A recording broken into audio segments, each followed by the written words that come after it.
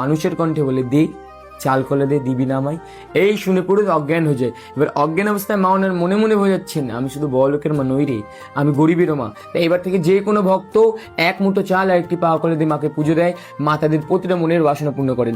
আর মাকে যখন দর্শন করবেন তখন দেখবেন মায়ের বিলের নিচে 9টা বিগ্রহ আছে, নবগ্রহ বিগ্রহ।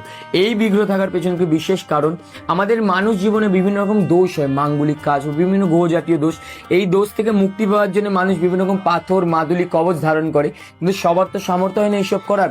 তাই মাকে যদি কোনো ভক্ত 28টি শনিবার কেবল দর্শন করে, যে কোনো গ্রহদোষ থেকে এমনি মুক্তি হয়। কোনো রকম পুজো, আচ্ছা, মাদুলি, কবচ কিছু লাগে না, কেবল মায়ের মুখমণ্ডল দর্শন করতে হয়।